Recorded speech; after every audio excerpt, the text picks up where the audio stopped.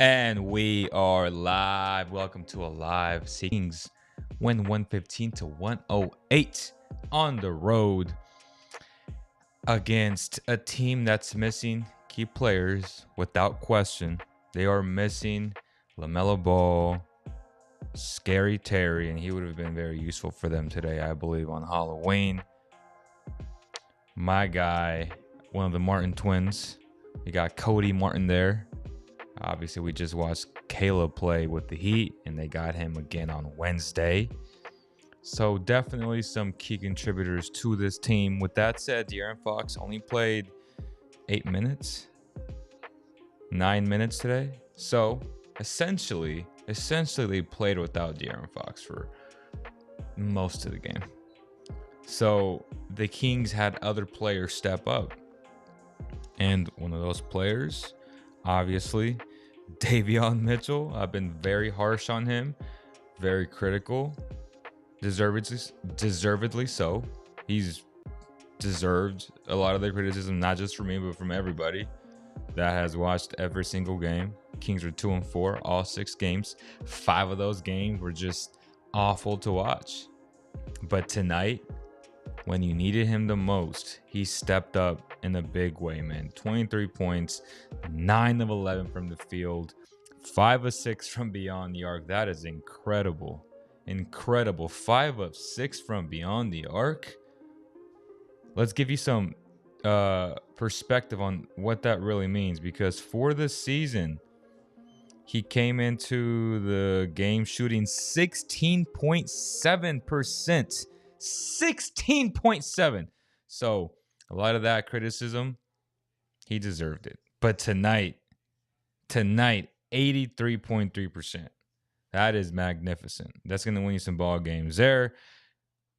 And even though he did a very good job today in scoring points, playing defense as usual, he had a key turnover, which he got back because he hustles a lot, and he got back into the frame, and he pickpocketed from behind. But that is exactly what I'm talking about when I say he is not a point guard. He's an undersized shooting guard. And once again, we saw it again today. But you got to take it for what it is today. And the Kings got a W. Beggars can't be choosers. There's a lot of bad, lots of good. First half was just god-awful to watch. But in the second half, the Kings held them to 18 points in the third quarter, a 20-1 run. That was winning basketball.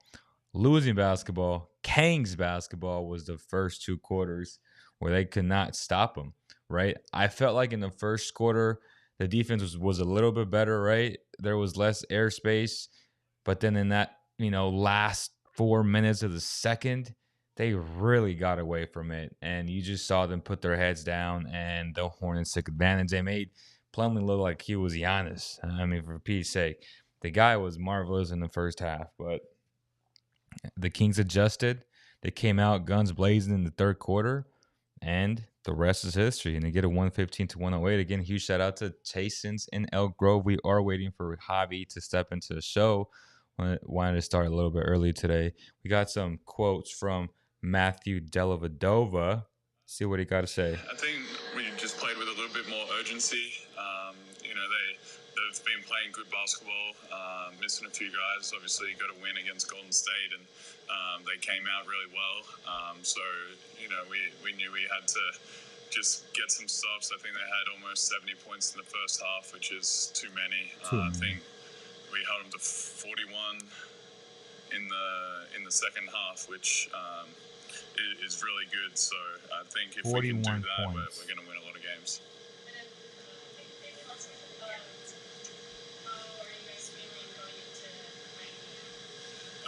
Yeah, I mean, 41 points in the second half. That's on this really one, good. And start the road trip off right. So we'll see what we can do the rest of the time. Here he is, Matthew Dellavedova. He's like that fire instinct. So Matthew Dellavedova, also a guy that really stepped up. He is the player that gave the Kings the first lead of the game. Big time 3-point shot. He came in like the veteran that he is. And yes, I have told plenty of people that the man is washed. And yes, he is. But on a night like this where you needed structure, you needed some leadership, and you needed a guy that can just run the system just to get some guys up and about. Matthew Dellavedova came in and he did what he had to do, man. So that was a good thing there. I think Javi's out here. Here we go. Let's see. And Javi is in. Javi, can you hear us? Yes, sir. All right, all right. So let me catch you up. I've pretty much gone over some of the stuff. We just heard a little bit of Matthew Dellavedova. And as I said, there's been plenty of people that have asked me what I thought about it. I feel like they should have left the roster spot open for a trade, but again, they can always cut him later down the road. And I've said both him, Quinn Cook, Bazemore, those guys are washed. But on tonight, where they needed structure and they needed a little bit of a push, this guy has done it before.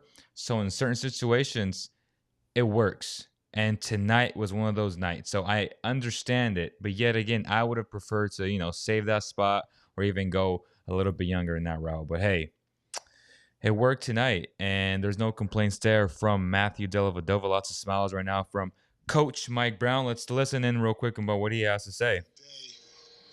You can have all the talent in the world. If you're a winner and you have mental toughness and physical toughness, you can perform for anybody at any level. And that's what he brings to the table for us. He brings a leadership presence from the bench, understanding of what his role is. He embraces his role, and he's a guy that, I know that anytime we call his number, he's going to be ready to play. And it showed tonight. He was huge for us. I can go on and on. Obviously, Kevin was big. He hit some big shots for us in the second half. And then Domas, Domas again, 7 assists, but more importantly, 16 boards. We needed that from him tonight, every single one of those boards. So just a great team effort by everybody. Even a guy like Trey, whose numbers may not be pretty across the board, he was fantastic in this win. But everybody that we threw out there contributed at some point or another. So good team win in the second half, especially holding them to 41 points. 41 points, Javi, in the second half. Your thoughts on that? Just consistent way of executing rotation. The rotation they had defensively in regards to consistency in their zone coverage. The schematic play design that he has initiated, and most importantly, I think he's just made the sense of the Kings roster feel like the importance of defense is what's going to propel this team to have any sense of success, and not we're going to try, or we're going to get there, we're going to do it. And it's like it's not like it is a non-negotiable.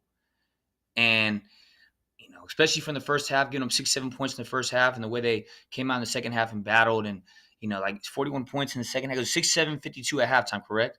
And they won 115-108 because the Hornets lost by 7. So again, it's just a sense of where are the Kings at. Granted, they're 2-4, but this was never going to be a sprint. And a lot of people realized that we had to change a lot of bad habits and get rid of a lot of previous behavior. Still got to get rid of those bad habits. But yeah, go ahead. Understood. But like I said, it's not a sprint, it's a marathon. Find a pace you're comfortable with and stick to the race. And that's what they're doing. There's a lot of, like I said, previous habits and past ways that they've done things on that roster that they've learned, wrong, right, and different, that they're trying to rid themselves of. But they're moving in the right direction. Just the fact that they have a sense of, I wouldn't say so much a identity yet, but you can see that the shift is there, whether they're making the effort or not. The identity is trying to formulate, and that's something that is invaluable, because the last 3 years since Jaeger has left, they haven't had an identity. And there's a sense, there's a stability that's been set with Mike Brown. Whether people think he's a good coach or not, he's going to hold them players accountable, and he does that. Like, if he doesn't like what he sees, he's calling timeout. He'll rotate guys if they're making mistakes. I just like what he's engraved into this franchise in such a short amount of time. I'm not saying they're going to be the top 5 seed in the West, but it just feels different. And when everyone's like, "Oh, they're 0-4," I said, "Okay, they are 0-4." But again, people act as if this Kings team was like a 39, 40, 41, 42, 43 team. This is a 31 win team last year. 31 team, 31 wins. 30 year before that, 31 wins. This team was in the 10th, 11th, 12th, 13th conversation in regards to seeing the Western Conference the last 3 seasons. Like, 100%. don't act like the Kings didn't go on 9-game losing streaks multiple times with Luke Walton. Like, the Kings have a sense of direction now. And I'm not saying identity is completely solidified, but the foundation is being built. They're putting the house together where they're having the walls put in now. They have the ground already set. Now they're putting the walls up to the house. And the walls are going to let that develop to where then they'll build a roof over the house. Right now there's a floor.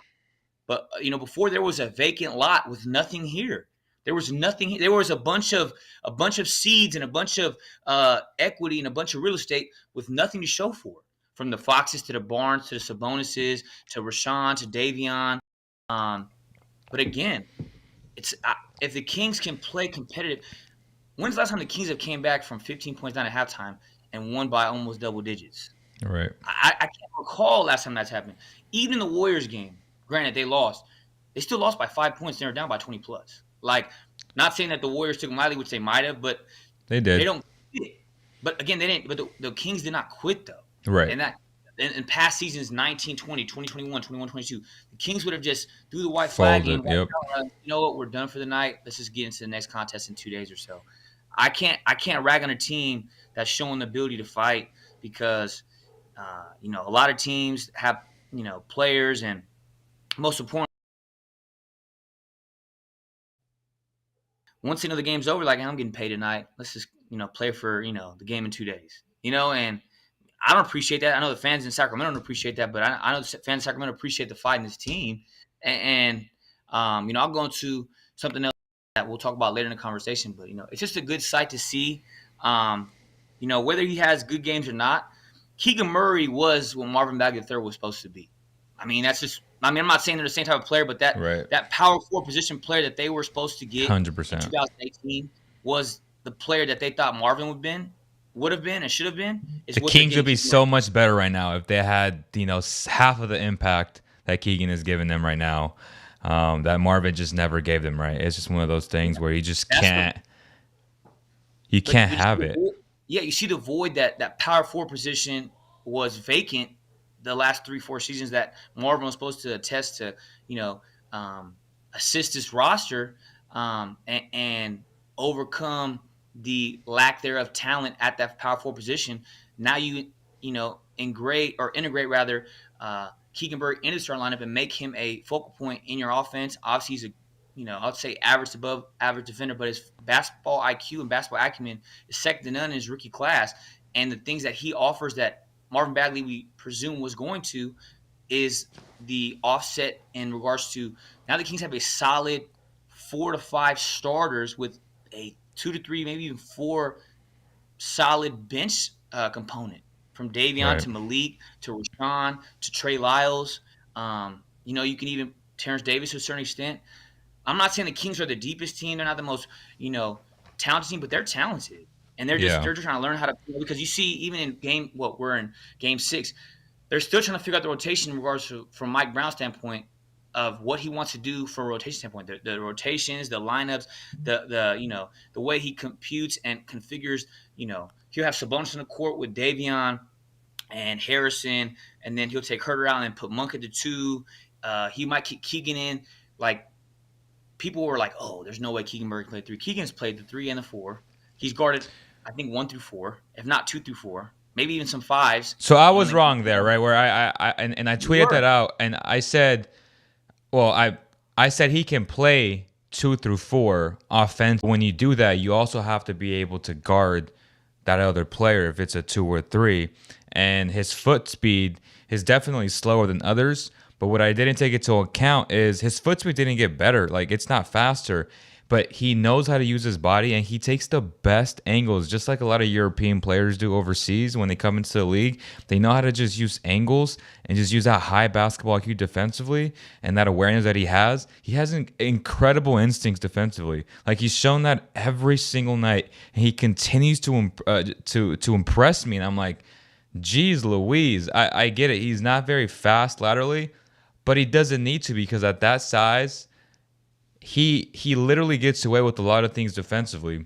So yes, Keegan Murray has been spectacular. But to answer this guy's question of Valente, I hate to say it, sometimes Sabonis plays like hot garbage and is extremely tough to watch / cheer for. To kind of go over that, I think Sabonis is in his own head. I believe that the referees right now are not giving him a fair shot in terms of how they're reffing him, both offensively and defensively. And tonight we saw it again, where I tweeted out pretty upsettingly that, we got to get some AI, some robot refs, because at the end of the day, if Draymond Green can get away with the exact same thing, which the man gets away with so many moving screens, yet whenever Rashawn or whenever Domantas Sabonis does it, it's a moving screen, and I'm referring to that last, was it the fifth foul, where he got Herter open for a 3-point shot. He made the shot, and it was literally like, you can't call that shot. Like, it's tough to win games when you're calling ticky-tacky calls like that on the guy.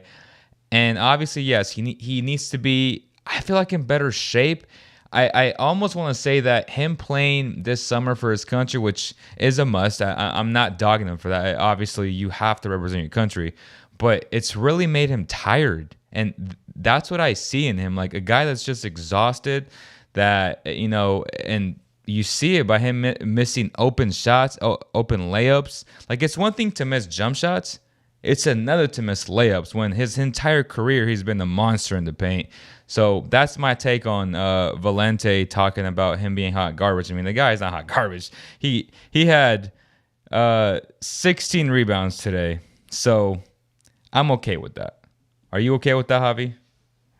It's not about being okay with it. It's the fact of they're showing success, and they're showing direction of, like I said, solidification. Like, wrong, right, and different. The Kings this time last year would have lost this game, 100%. even with Sabonis at the helm, like playing center position. And I can't sit there and agree your sentiment of him playing tired, quote unquote, because he played for his country over the summer. I'm never going to tell nobody to not consistently work and master their craft in their off time, because I don't want them to get tired. Domantas Sabonis is in his 20s. I don't want to say he's tired. I don't want to sit there and talk about he's fatigued. Domantas Sabonis knows what he's doing. And I know he knows, as a 4-year college football player, you don't know your body better than, or excuse me, let's reword that. Being a 4-year college football player, nobody knows your body better than yourself. And you can't tell me that you, me, or anybody in between knows Domantas Sabonis' body better than himself. If he felt like he was too fatigued overseas playing, he would have said, hey, I got to cut this short. I got a season to come up for. We got a huge season coming to Sacramento. And, we need to, give myself some time. Even if he was tired, though, like, he's not built that way. Like, he's built to play and represent his country before his actual club team that pays him the most. Because playing for your country and what you grow up for, like, you grow up dreaming, playing in those moments. So even if he was tired, even if he knew that he was exhausted, he's like, well, I had a season. It doesn't matter. Like, Bogey is literally a guy that we can go back for and always say, why can't we get FIBA Bogey? Because at the end of the day, these guys live for these moments. They're going to put their country over the team 100% of the time, no matter what happens. Well, I think that's complete subjectivity. Obviously, they do play for their European homeland team in the summer. But I just think at the end of the day, you look at everything through and through. They're 2-4. I really think they should be 3-3. I think they should have beat the Blazers, but that, that's no here nor there. But 3-3, 2-4 through a tough 6-game stretch. I'm not saying I'm impressed, but I'm not disappointed right now in them. Like, I just feel like I'm indifferent. I'm optimistic because I know what Mike Brown and his utilage, you know, embraces and embodies in a franchise just because of where he comes from. It's like, oh, he's a Warriors assistant. No, no, no. Mike Brown and Luke Walton, no, cut from different cloths. They ain't cut the Yeah. same. Mike Brown is a totally different coach that demands accountability from his players and holds them responsible and will be held to the highest standard as a coach and will hold his players to the same standard. I'm not saying that they're going to be, again, a top 5 seed, but the atmosphere, the culture, it's not different, but it's changing. It's not changed, but again, there's a shift that's coming. I'm not saying it's going to happen today, next week, next month, might not even next year, but it's coming. They're being patient. Though. Kings want to have instant gratification as fans and as an overall organization, and that's just not realistic. Mike Brown said when I got hired, we're going to do things the right way. But again, we have to have our 3 components. We all have to be on the same page as a franchise, as a front office, as a staff, as everybody in that building. From the concessions to the players to the janitors to the water boys. Like everybody got, and you see, it's again, it's not going to happen through 5-6 months. This is going to take time. Like, look, would you rather be the Sacramento Kings right now who have tore away some things, brought in a coach that has some solid background as a head coach, has a core that is 26 and under? Or, for example, would you rather be the Los Angeles Lakers right now with an unproven coach with 3 superstars that are all aging, that don't have no sense of any type of rhythm, but they're basing all their success this year going into 2022, 2023 off their past success and past championships, past statistics? That doesn't mean anything. The Kings are trending upward. A team like Lakers are trending downward. But, again, the Kings have, like, if you look at the box score, just overall, I mean, were you happy with what you seen from Fox tonight? Like, early on, I didn't like that he didn't get to the cup early on in the first quarter. He wasn't driving to the perimeter, or excuse me, from the perimeter to the interior. He wasn't driving to the paint, to the interior consistently early on in the game. But again, he's a guy that, like Coach Brown said, he said, I expect De'Aaron to get there. That's what he's supposed to do. But does he get involved? Does he get steals? Those are things that are going to propel the Kings over top. 100%. Having the players do things that they're not accustomed to doing, but showing the growth in other categories and areas to then show that they are capable and willing to improve and grow in the things that the Kings need to have from their star base core players. And, I've been impressed with Fox so far. So let's address Ron Hoffman saying Holmes is so bad he needs to go. So just to shed some light, he's been averaging 14.6 minutes a night, and I've been, very realistic with him and very objective about him because obviously I am close to that camp. But he's looked lost on both ends. On the defensive end, that really surprises me, if I'm being completely honest, and it's out of character.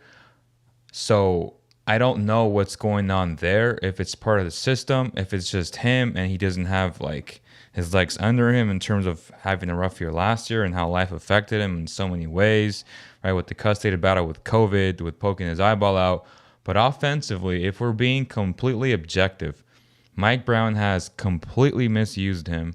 Having a point guard like Davion Mitchell who consistently looks off his players, especially his bigs, in the pick and roll, that's infuriating for a big that needs to be involved a lot more, especially for a guy like Holmes, who, let's be honest, 2 years ago was top 3, if not the leader in field goal percentage. Like, he's not a scrub, and right now he's looking just completely lost. And when you have no rhythm or timing, and you come into a game and you don't know what your role is, like, he doesn't have a defined role, which I hope it's defined, and I hope he's in consistent communication with Mike Brown and that coaching staff.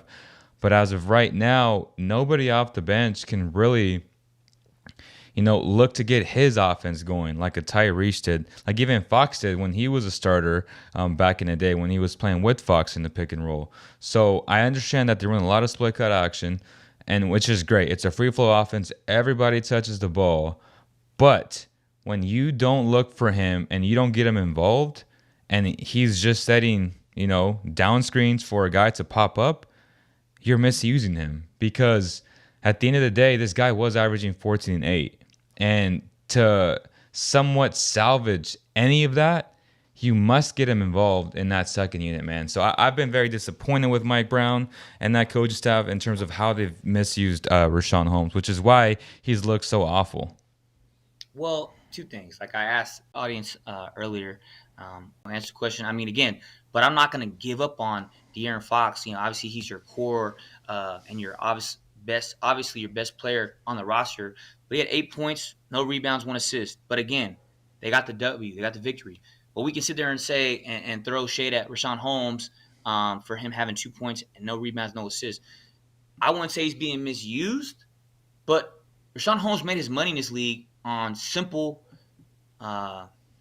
tenacity, and above all else, he made it on hustle plays. I'm not saying he's not hustling. I'm not saying he's not working hard. I'm not saying he's not showing energy, but he was getting rebound, block. Then he just eventually found his way on to the Kings when he left Phoenix, and then took Dwayne Dedmon's job after 5 to 10 games or so, give or take, if not less than that. Was consistently, outstanding in the interior, putting the ball up, like you said, top 2, 3, 4, 5 field goal percentage from that mid range to interior shot that he'd have that putback, that almost shot book, or excuse me, jump stop shot that he would have, where he would just literally put the ball into the cup, and it was just so, I wouldn't say so 100% that you look at it, oh, it's in, but it was just reliable. And now it's as if he has forgot a sense of his game. But again, Rashawn comes in there and he needs to just do what he got his name out there in the league in previous seasons, to then be looked as a coveted player in free agency. He would show hustle. He would show heart. He would rebound the basketball, get blocks. He would be a willing passer and just get the easy putbacks in the interior. I'm not saying he's not trying to do that, but unless we're trying to flip him for, well, they're doing the bad job of highlighting him if they're going to misuse him, and he's going to struggle because now his value is at an all-time low. Whoa, hold on. Pump our brakes. It's 6 games through, Leo. But if you're trying to flip him and Harrison for a Tobias Harris Matisse Thybulle deal and make that happen, where you make your team better by, sucking up the salary you're going to intake by taking in Tobias Harris, Matisse Thybulle, sending out Harrison Barnes and Rashawn Holmes and making their way to Philadelphia. But again, unless you want to do something like that, you got to make this work, because there's not a lot of backup centers getting paid $12 million a year, and they made their bed by paying him $12 million annually by giving him that 4-year extension last summer, 2021. They got to find a make it work. They got to find a way to make this work, and if they can't make it work, they got to find a different role for him, and not so much a different role in regards to his minutes, but get him involved in different ways, or find a way to, have some damage control. Because right now, they can't have this performance from him as a backup center making $12 million a year. Not about the figure. It's about the production that they're losing from the cap figure and the cap number, in regards to they can't do this consistently, where he's getting, you look at overall tonight. You said he played 15 minutes or so. He's averaging 15 minutes. But again, 2 points, no rebounds, no assists. That's unacceptable. Like, I can't accept that. Yeah, they won. I'm happy with the win, so I'm not downtrodden or going to be, I agree, yeah, with the result. But he's making too much money to be putting up that type of performance. And again, so what do you do if you're asked to do certain things? Like, well, I think, again, Matisse Thybulle, Tobias Harris, they know their role. Harrison Barnes knows his role. Harrison Barnes doesn't produce when he's not aggressive. Rashawn Holmes is just told to be just the way Harrison is. Not the same way he's asked to do things, but be aggressive. Go get rebounds. Play defense. Get blocks. Pass the ball willingly. Go get the putbacks in the interior. We're not asking him to play in the perimeter, but for him to have 2 points and no assists and no rebounds, that is a question. Most importantly, that's a huge problem. But again, pump your brakes. Like I said, it's still early. We're 6 games in, fellas, ladies and gentlemen. We can calm down, as fellow people, or excuse me, as people in my close life tell me to always do. Javier, calmate. We're very early into the season. We're 6 games in. Let's see this after 15 games if he's still having these sort of performance and outings. It is not a good performance for what he's done in this game and also the previous 5 contests. But let's see what he's looking like after 10 to 15 games. Now, if this is a trend that happens over, the next week, 2, 3, then we have a problem going forward. We have to fix it, whether it's his overall role, the way he's being utilized on the roster in game, or even potentially move him. But I'm not ready to give up on him just yet, because I know what he can bring to a team and bring to our team specifically. But Unless you're getting him for Tobias 100%. Harris, Matisse Thybulle, and Tobias Harris, you don't make him somebody that just hits the bench. Right. So when every team will now go at Sabonis because they understand that if you take him out, the Kings are in jeopardy to lose that game. You need a guy like Richaun Holmes on your bench to be that backup plan. So the fact that they're continually just misusing him the way they have offensively, like they got to get him involved, man. At the end of the day, teams will not stop going at Sabonis. And some people in the comments are, oh, we need Boogie to teach him how to get. Stop it. He doesn't need to get a technical foul to show that he's not soft. I mean, that's ridiculous. So, and the whole idea of Euros being soft, that's also ridiculous. Just stop the cap already. But they need to get Holmes involved because he's so critical to this team's success long term, not short term, but long term if they plan on keeping Sabonis at the center position, because you're exposing Sabonis to get in foul trouble every single game because of his lack of speed. And, you know, I'm not going to say lack of strength because he's one of the strongest players in the game, but we've seen him go up against bigger guys this year, and he has struggled. And it's not going to stop, because if a guy like Mason Plumlee is going at you, trying to draw fouls, what do you think is going to happen when he goes up against Joker and Embiid and all the other really good bigs in this league? Like, you have to find a way to get Richaun Holmes involved as your security blanket, because Sabonis, I hate to admit it, will continue to be in foul trouble unless refs give him the benefit of the doubt, which I doubt because we are talking about the Sacramento Kings. So that's not into this equation. So the only other thing you can do as an organization and as a coaching staff is to get Holmes involved. Or the other option, again, I'm not a big fan of, but it's Alex Len. He's a big body. He's had good moments with the Kings. To me, Richaun Holmes is the better player, but smaller, but you have to find ways to get him involved, period. Let's talk about Davion Mitchell real fast. Another player that has struggled mightily this year. I mean, he's been god-awful. He came into the game, I think, shooting 16 to 18% from three. And tonight he shot 83% from beyond the arc, 5 of 6. He was just really good. And to nitpick on that last, was it the second to last possession where he turned it over, then he got back on defense and he picked the pocket of, I think it was Mason Plumlee from behind, and he recovered his mistake. But that is one of the big reasons why this bench is struggling, because they don't have a true point guard off your bench. He is an undersized shooting guard who's not a good passer, especially in the pick and roll, because he looks off everybody, seems like, because he's into himself and he wants to look for his shot when he's our height, essentially. So either they go out and they get a playmaker to put him at the off guard position, right? Essentially, he's a guy that's Patrick Beverley on steroids, like an actual good defender, elite on ball, but his playmaking skills, it's going to take a while. And it may never get there just because of his height. But and honestly, I don't even want to blame his height, because we've seen plenty of great short guards that are exceptional playmakers. So obviously he needs to put a lot of work into that craft, into that specific skill to get it to become a better passer. But right now, the Kings have to be looking at an actual playmaking point guard moving forward. You know, I agree to that to a certain extent. I just can't sit there and say I'm upset with what he's doing, because we have Offensively? No, in regards to you saying him not looking to be somebody to create plays, because there were times when we had Tyrese and you're saying, be more aggressive, shoot the ball, don't always pass, don't look to pass, don't look to pass, don't look to pass. Davion's doing the opposite, and now we're saying, oh, well, he needs to be a more willing passer. I mean, I hear you, but I'll take the consistency if he can put up 15-plus points a night as a backup point guard and say he's not looking to get his teammates utilized. I mean, he played well in the last 20, 30 games last year, and I can't – granted, we're 6 games in, and he's shooting, a whopping 16% from three-point prior to the night. But, again, I'm not sitting there and going to tell you that, the Kings need to find a way to get a better backup point guard that can involve the team for the second unit better than. Is he a point guard to you, or is he an undersized shooting guard to you? I think he's a point guard that can shoot.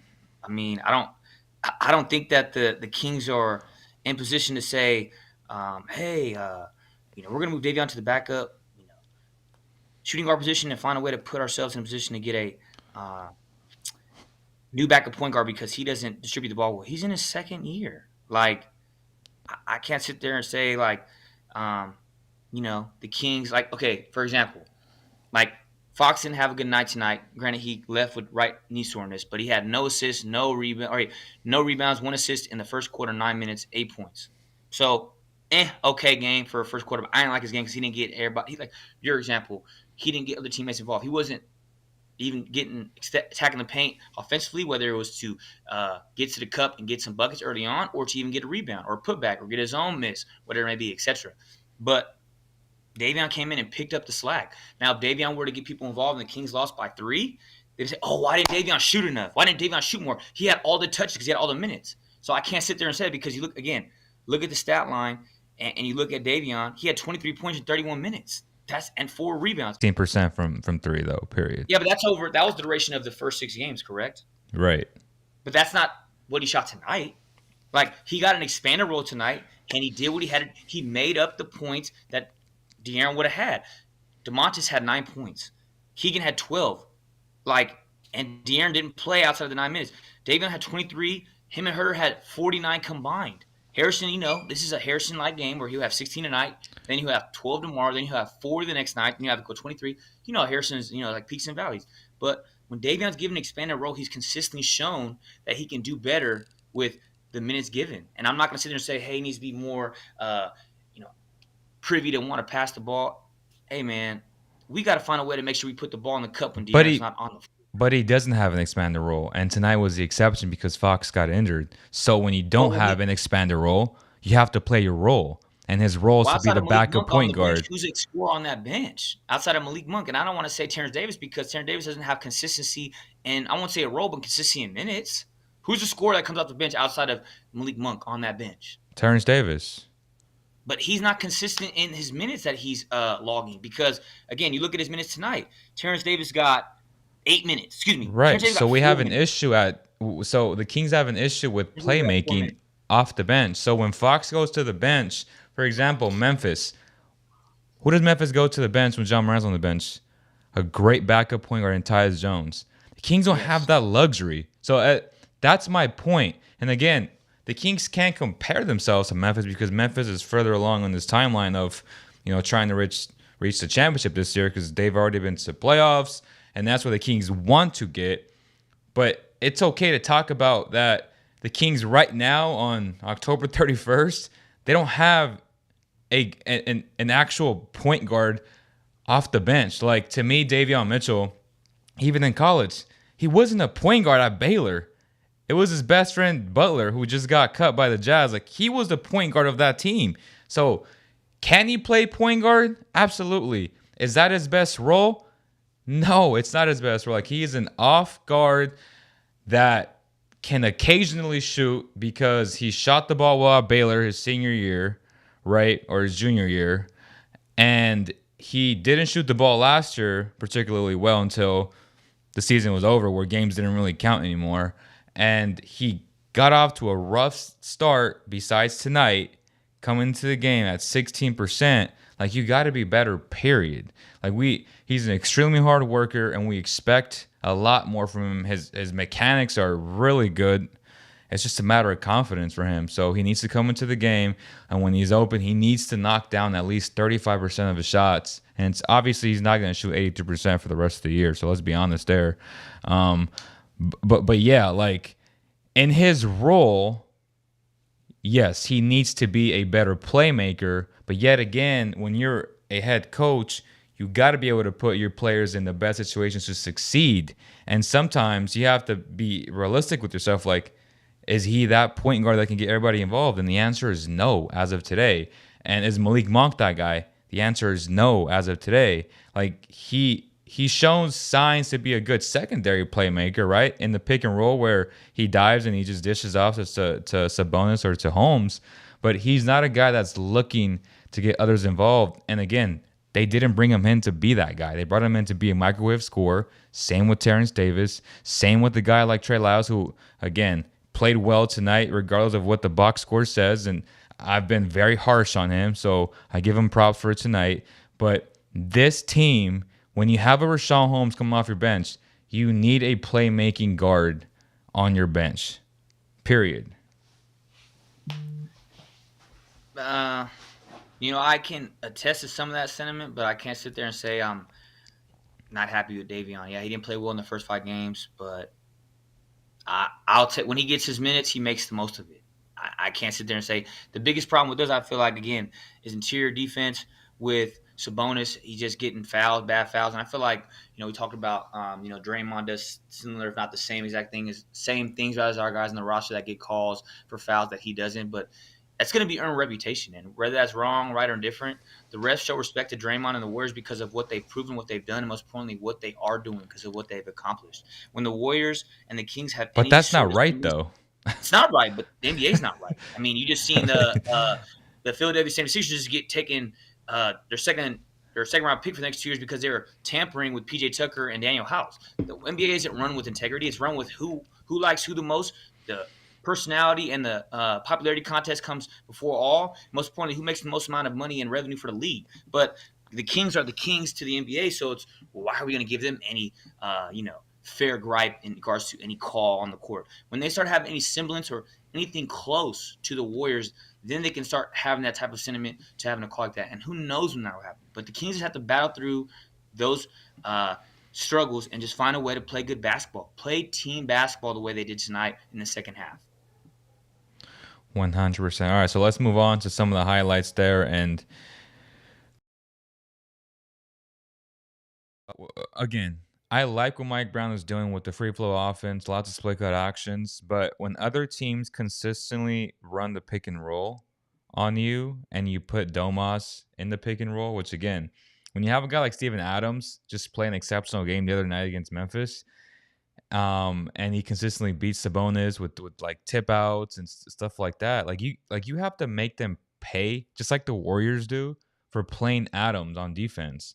And the Kings just don't do that.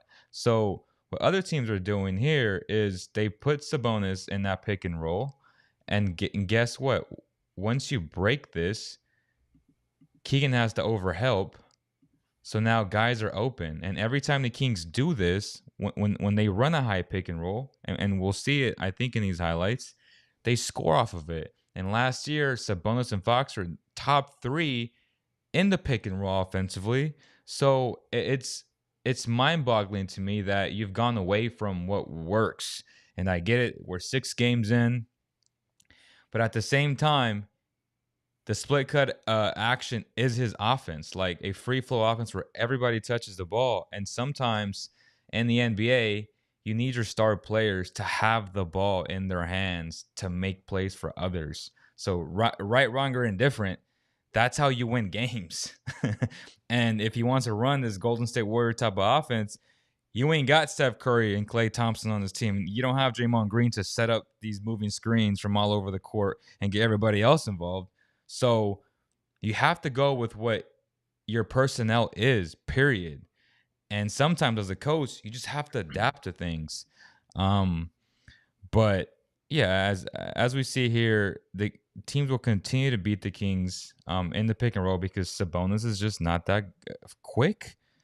And again, here we go. High post here. Little down screen action here. And guess what?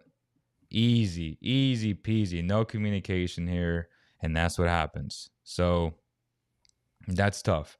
God diggity. More highlights of the Hornets. No Kings highlights, huh? Again, what did I just say? Pick and roll. Okay.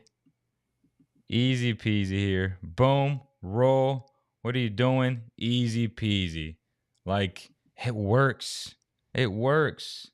You got to be able to do it against other teams as well, man. And you have the horses to do it. That's the crazy part. Like, you actually have that. And damn, this is a Hornets highlight. I don't know what the hell is going on.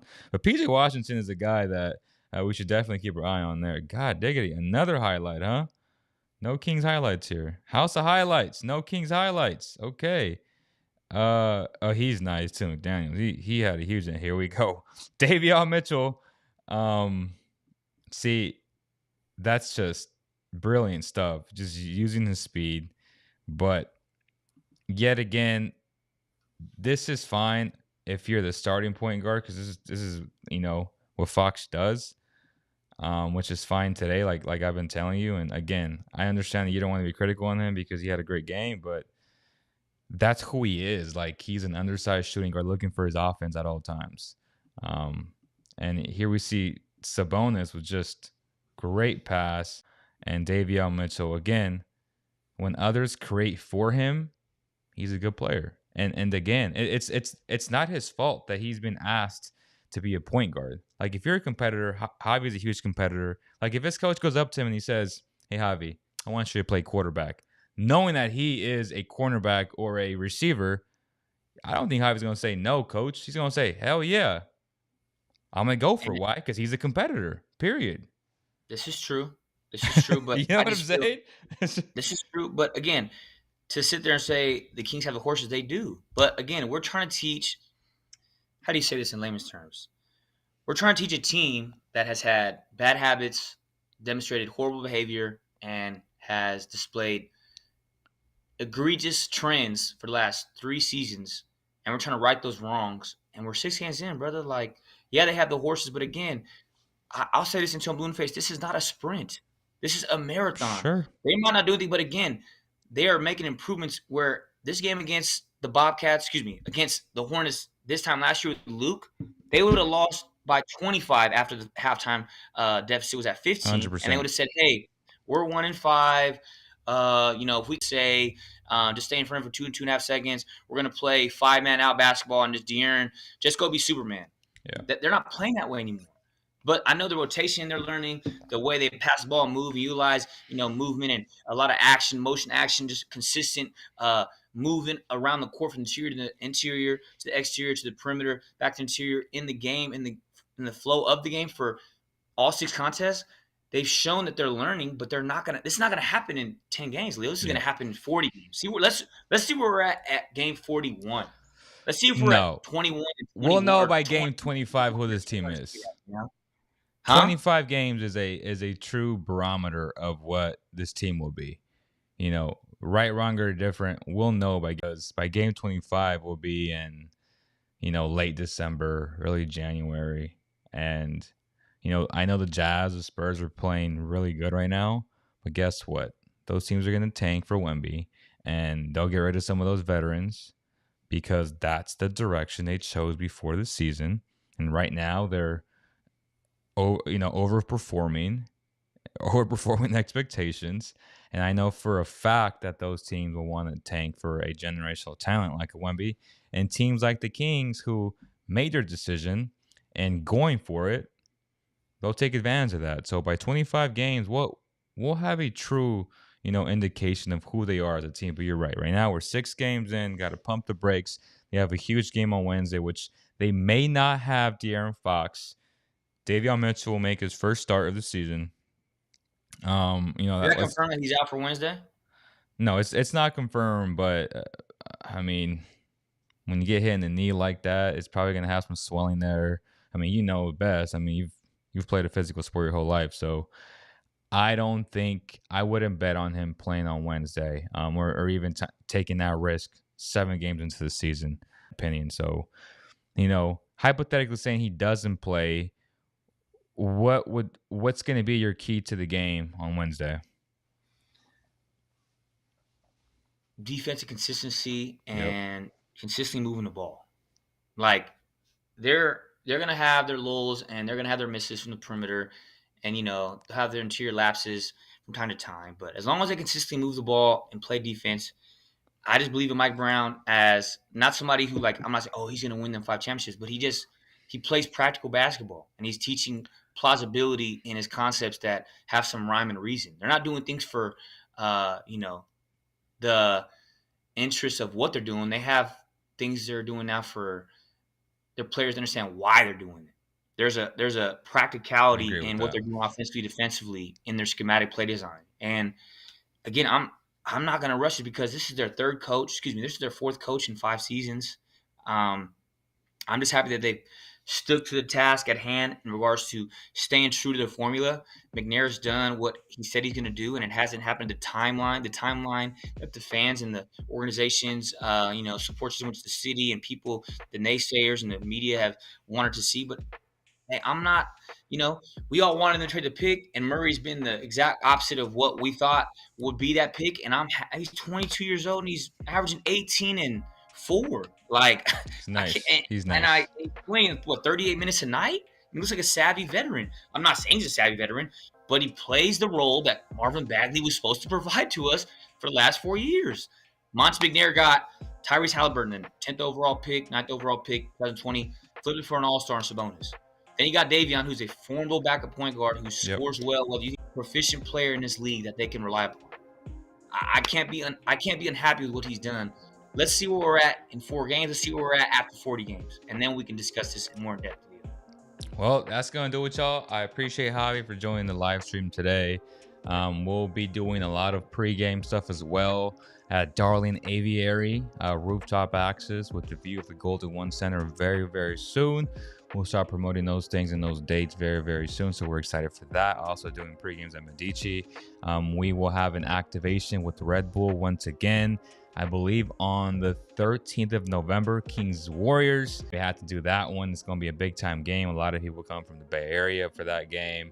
I believe the first 75 drinks will be free for the first 75 people that show up to Medici, Sacramento. So we'll be doing that. Again, don't quote me on that. It's not official, but it's pretty much official. We got that going. And lots of content coming up as well. Javi will be doing some Raider Niner content, some film sessions there as well. Some, 1 minute, 1 minute and a half type videos for you guys. Lots of great stuff coming, man. October is done. November 1st starts tomorrow. And we're in full swing, man. Basketball, football, World Series right now. This is the best time of the year. Javi, any final thoughts, brother? I just want to give a shout out to my brother, our fellow brother, E-Man. Yep. PJ Watson is a basketball player that, I wish we could go out there and try to acquire. I know it's probably just a pipe dream, but hey, E-Man, shout out to my brother E-Man. Yep. Always spitting that knowledge, in the group chat for Cowboy Kingdom Basketball Zone. Shout out to my brother Ty, and I can't wait to get back in the swing of things, post-game, pre-game, Medici, Sacramento, the new restaurant. I'm still learning how to pronounce the name, Darling. What's the second part of that? Aviary. That seems like a great restaurant, a great place to do a pregame show at. That beautiful restaurant that oversees the Golden One Center. And just looking forward to support, just the overall engagement. Most importantly, just you guys as an audience, as somebody people who support the platform, just to consistently watch and, show your appreciation for our platform, because we do this for the fans, we do this for the Kings, most importantly, we do this for Sacramento. And, Yep. Our goal is still the same, that we want to make the Kings a championship level team. But, like I said, 4 times earlier in this podcast, it's not a sprint, it's a marathon. And we'll get there, but let's earn to get a above 500 record. Then let's earn to get a playoff spot. Then let's, day by day, week by week, month by month, and we'll make our way there to that finish line. To that finish line and finish where we want to finish, fellas, ladies and gentlemen. So let's see where we go from here, going on to the next game and to the next contest. That's going to do it, y'all. Again, huge shout out to Chasins and El Grove for sponsoring this episode of the CK Podcast. Kings win. It feels good. Thank you guys for watching. We'll see you on the next one. Peace.